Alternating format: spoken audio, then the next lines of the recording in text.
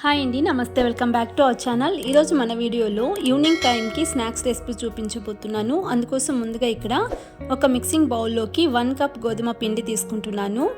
అలాగే 1 కప్ బియ్యం పిండి వేసుకోండి. ఇందులోనే చిన్నగా కట్ చేసుకున్న కరివేపాకు వేసుకుంటున్నాను. అలాగే చిల్లీ ఫ్లేక్స్ 1 టీ స్పూన్ వేసుకుంటున్నాను. ఎండుమిర్చి గ్రైండ్ చేసైనా వేసుకోవచ్చు. అలాగే 1/4 టీ స్పూన్ ఇంగువ, 1 టీ స్పూన్ తెల్ల నువ్వులు వేసుకుంటున్నాను. ఇందులోనే 1/2 టీ స్పూన్ జీలకర్ర పొడి వేసుకోండి. అలాగే 1/2 టీ స్పూన్ వామును వేసుకుని రుచికి సరిపడా సాల్ట్ వేసుకుని ఒకసారి మిక్స్ చేసుకోండి. ఇందులోనే బటర్ని వేడి చేసి వేసుకుంటున్నాను. 4 టీ స్పూన్స్ వరకు బటర్ పడుతుంది.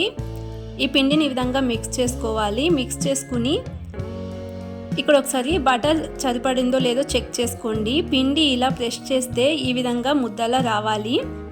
ఇక్కడ చూపించే విధానంగా పిండిని కలుపుకోండి. ఇలా ముద్దలా రావాలి పిండి. ఇప్పుడు బటర్ కరెక్ట్గా సరిపడింది. ఇందులోనే కొంచెం కొంచెంగా వాటర్ని వేసుకుంటూ మిక్స్ చేసుకోండి. చపాతీ పిండిలా మిక్స్ చేసుకోవాలి.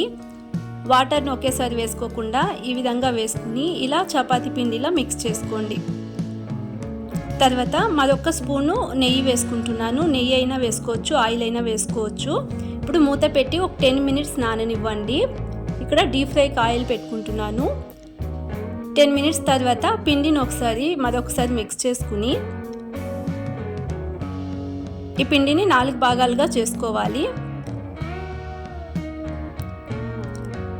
ఇప్పుడు ఈ పిండిని పక్కన పెట్టుకుని పొడి పిండి చల్లుతూ చపాతీలా రోల్ చేసుకోవాలి. నేను ఇక్కడ మైదా పిండి వేసుకుని రోల్ చేసుకుంటున్నాను.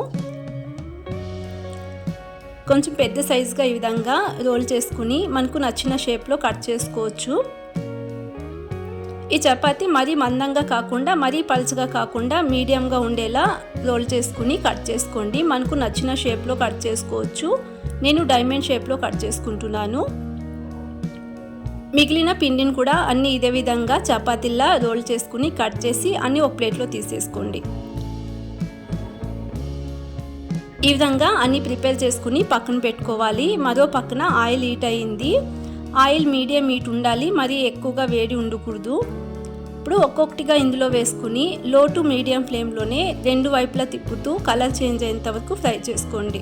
ఇలా స్నాక్స్ని ఒకసారి ప్రిపేర్ చేసుకుని స్టోర్ చేసుకుంటే 1 వీక్ వరకు స్టోర్ ఉంటాయండి. ఎప్పుడు కావాలన్నా తీసుకుని తినేయచ్చు. ఇలా గోల్డెన్ కలర్ వచ్చేంత వరకు ఫ్రై చేసుకుని ఒక ప్లేట్లో తీసుకోండి.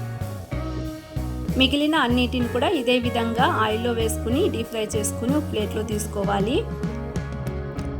ఇలా లో టు మీడియం ఫ్లేమ్లోనే ఫ్రై చేసుకుని ఒక ప్లేట్లో తీసేసుకోండి. ఇలా ప్రిపేర్ చేసుకుంటే స్నాక్స్ రెడీ అండి. అలాగే ఇలాంటి రెసిపీస్ కోసం మన ఛానల్ని సబ్స్క్రైబ్ చేసుకోండి, లైక్ చేయండి, షేర్ చేయండి.